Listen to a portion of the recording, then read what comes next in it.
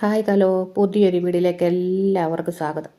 അപ്പം നമുക്കിങ്ങനെ തോരനൊക്കെ വെക്കുമ്പോഴത്തേക്ക് നമുക്ക് കൊത്തി അരിയാനൊക്കെ ഭയങ്കര മടിയാണ്. പക്ഷെ ചിലപ്പോൾ നേരമില്ല എന്നുണ്ടെങ്കിൽ ഭയങ്കര ബുദ്ധിമുട്ടായിരിക്കുമല്ലോ. അപ്പം നമുക്ക് എങ്ങനെ ഈസി ആയിട്ട് ഇപ്പം ഓമയ്ക്കാണെങ്കിൽ ഇത് പാവയ്ക്കൊന്നും പറ്റത്തില്ല.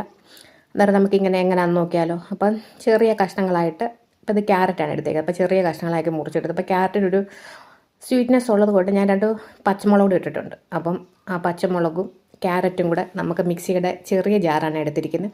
അപ്പോൾ ആ ചെറിയ ജാറിലിട്ടിട്ട് ഒരുപാട് ഇടണ്ട, ഒരു 1/4 ഭാഗം ഇടാം. എന്നിട്ട് അതിനകത്തിട്ട് മിക്സിയിലൊരു ഇതിൽ ഒന്ന് കറക്കിയെടുത്താൽ മതി. അതുകൊണ്ട് ഈ അരക്കരുത്, ഒന്ന് ഓണാക്കി അങ്ങനെ എടുത്തു കഴിഞ്ഞാൽ നല്ല തോരൻ്റെ രീതിയിൽ വരും. ഞാനിപ്പോൾ ഓമയ്ക്കാണെങ്കിൽ അങ്ങനെ എടുത്താൽ മതി. ഏത് പച്ചക്കറി, കോവയ്ക്കൊന്നും പറ്റത്തില്ല, കോവയ്ക്കായും പാവയ്ക്കൊന്നും പറ്റത്തില്ല. അപ്പം ഞാൻ കുറച്ചും കൂടെ ഉണ്ടായിരുന്നു, അത് നന്നായിട്ട് എടുത്തിട്ടത് കണ്ടോ.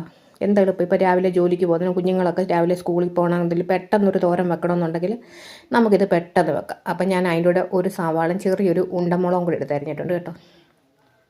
പിന്നെ നമുക്ക് തോരൻ വെക്കാൻ അറിയാമല്ലോ, ഈസിയായിട്ട് നമുക്കിനി തോരൻ വെക്കാം. ചൂട് കെട്ടിയുള്ള പാത്രം എടുത്ത് അതൊന്ന് ചൂടായി കഴിയുമ്പോഴത്തേക്ക് കുറച്ച് വെളിച്ചെണ്ണ ഒഴിക്കാം. അതൊന്ന് ചൂടായി കഴിയുമ്പോഴത്തേക്ക് നമുക്ക് കുറച്ച് കടുക് ഇട്ട് കൊടുക്കുക.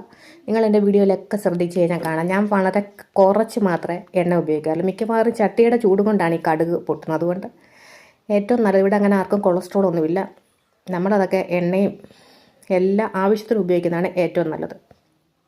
പിന്നെ അതിനകത്ത് കുറച്ച് ഉപ്പും മഞ്ഞൾപ്പൊടി ഇട്ട് കൊടുത്തിട്ടുണ്ട്. ഇത്തിരി മുളക് പൊടി ഇട്ട് കൊടുക്കുക, കാരണം ഇതിനകത്ത് ഒരു മധുരത്തിൻ്റെ ഇതുണ്ടല്ലോ.